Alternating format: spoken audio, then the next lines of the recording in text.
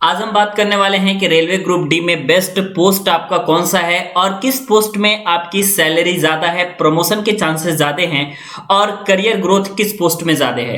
वैसे भी आपको पता है कि अगर कोई बंदा ग्रुप डी के पोस्ट पे सिलेक्ट होता है तो अपनी पूरी लाइफ वो ग्रुप डी के पोस्ट पे रहना नहीं चाहता। भाई सभी को प्रमोशन चाहिए, सभी को सैलरी में इंक्रीमेंट चाहिए और सभी को करियर ग्रोथ चाहिए और आगे की पढ़ाई के लिए उनके पास समय मिलनी चाहिए। इसी बेसिस पे हम कहेंगे। वैसे तो मैं बात करूं तो आज की बेरोजगारी के दौर में कोई भी अगर आपको पोस्ट मिल जाती है तो ग्रुप डी की वैसे सारी ही पोस्ट अच्छी हैं, लेकिन कुछ ऐसी पोस्ट हैं जहां पे सैलरी आपकी ज्यादा है, कुछ ऐसी पोस्ट हैं जहां पे वर्कलोड आपका कम है। तो इस आधार पे हम कह सकते हैं कि वो जो है रेलवे ग्रुप डी का आसान पोस्ट है। आइए कुछ बातों को समझ लेते हैं। सबसे पहले अगर हम सैलरी स्ट्रक्चर पे नजर डालें तो बेसिक जो होता है आपका वो ग्रुप डी का वो होता है आपका 18,000। डीए जो होता है आपका वो होता है आपका 1,700 रुपया, जो कि आपके सभी पोस्ट के लिए कॉमन है। बेसिक भी आपका सभी पोस्ट के लिए कॉमन है। एचआरए जो है आपका, ये आपका अगर मेट्रो सिटी में रहते हैं तो 24%, अगर मान लीजिए नॉर्मल किसी सिटी में रहते हैं तो 16% और ग्रामीण इलाकों के लिए 8% का एचआरए मिलता है। ये अलग अलग होता है, ये डिपेंड करता है कि आपकी पोस्टिंग कहां पे हुई है। इसके अलावा ट्रैवलिंग अलाउंसेस की बात करें तो ट्रैवलिंग अलाउंसेस भी सभी पोस्ट के लिए सेम रहता है और एनएचए जो आपका होता है वो डेली आपका बनता है 384, ये सभी के लिए सेम रहता है। और ट्रैवलिंग अलाउंसेस की बात करें तो ये भी आपकी सेम रहती है। एचआरए में कहीं कहीं डिफरेंस होता है। और सैलरी सबसे ज्यादा किसको मिलती है तो सबसे ज्यादा सैलरी जो मिलती है, आप यहां पे सैलरी वाले सेक्शन में आइए। सैलरी जो सबसे ज्यादा मिलती है वो आपकी मिलती है ट्रैकमैन को। ठीक है, ट्रैकमैन को आपको 2,700 रुपए एक्स्ट्रा आपके रिस्क अलाउंसेस के तौर पे आपके इंडियन गवर्नमेंट की तरफ से दिए जाता है। क्योंकि आपको पता है कि गवर्नमेंट को भी पता है, सभी लोगों को पता है कि जो पटरी पे काम कर रहा है, जो ट्रैकमैन है, वो जो है काफी रिस्क में रहता है। तो इसलिए गवर्नमेंट की तरफ से इनको 2700 की एक्स्ट्रा पे आउट आपको मिलती है। ठीक है, इसके बाद जो सबसे ज्यादा पूछा जाने वाला क्वेश्चन रहता है वो ये होता है कि सर प्रमोशन कब मिलता है, प्रमोशन किस पोस्ट में सबसे ज्यादा मिलता है। ठीक है, तो जो प्रमोशन है वो सबसे ज्यादा जो जल्दी जो मिलता है आपके, ये दो पोस्ट में सबसे ज्यादा जल्दी प्रमोशन मिलता है।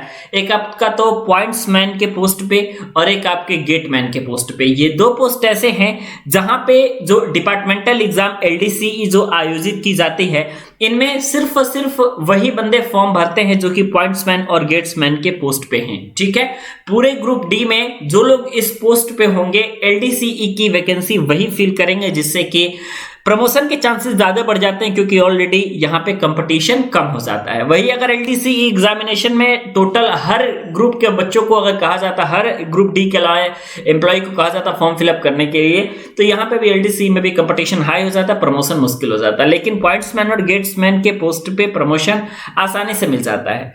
हॉलीडे की बात करें तो हॉलीडे जो है ये ट्रैकमैन को आसानी से मिलती है। ठीक है, ट्रैकमैन को हॉलीडे आसानी से इसलिए मिलती है क्योंकि जो ट्रैकमैन होते हैं उनको, वो जो काम करने के लिए जाते हैं तो उनको 4 या 5 व्यक्तियों के ग्रुप में रख दिया जाता है। कभी कभी 10 व्यक्तियों के भी ग्रुप में वो काम करते हैं, कभी कभी 15 के ग्रुप में काम करते हैं।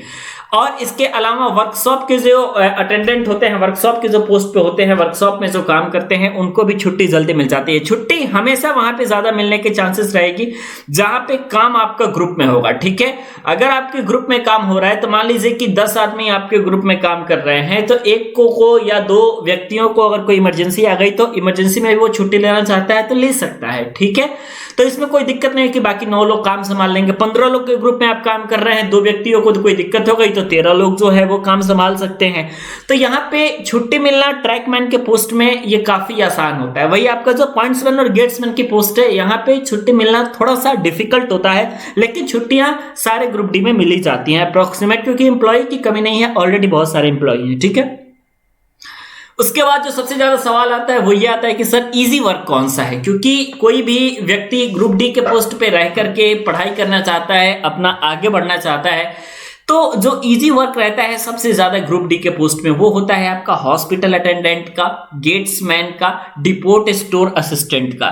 ये जो 3 पोस्ट है ना, ये हॉस्पिटल अटेंडेंट में आपको मैं बता दूं कि रेलवे के जो हॉस्पिटल है वहां पे आपकी 9 to 5 आपकी ड्यूटी रहती है और वहां पे मैं आपको बताऊं तो ओवर टाइम के भी आपके बहुत ही कम चांस रहते हैं, क्योंकि रेलवे का हॉस्पिटल में सिर्फ जो है जो गवर्नमेंट एम्प्लॉय है, जो रेलवे से संबंध रखते हैं, सिर्फ उन्हीं का इलाज होता है। 9 to 5 वहां पे ड्यूटी होती है, जो कि कि आपके डॉक्टर के हेल्प भी करनी हो सकती है, मरीज जो आ रहा है वहां पे उसकी मेंटेनेंस, यही सारी चीजें छोटे मोटे काम होते हैं हॉस्पिटल अटेंडेंट के। गेटमैन का भी काम आप देखते ही होंगे, गेटमैन का काम तो आसान होता ही है, आप लोग तो देखते होंगे कि जब ट्रेन आई है तभी जाकर के इनका काम स्पेशली रहता है, 9 to 5 इनकी भी रहती है। डिपोट स्टोर अटेंडेंट का भी काम कुछ खास नहीं होता, तो ये आपके इजी वर्क्स आते हैं, ठीक है। लेकिन सैलरी जो है सबसे ज्यादा ये ट्रैकमैन को मिलती है because of the risk allowance. मुझे उम्मीद है ये वीडियो आपको पसंद आई होगी। अगर आपको वीडियो पसंद आती है तो वीडियो को लाइक जरूर कीजिएगा और चैनल को सब्सक्राइब कर लीजिएगा।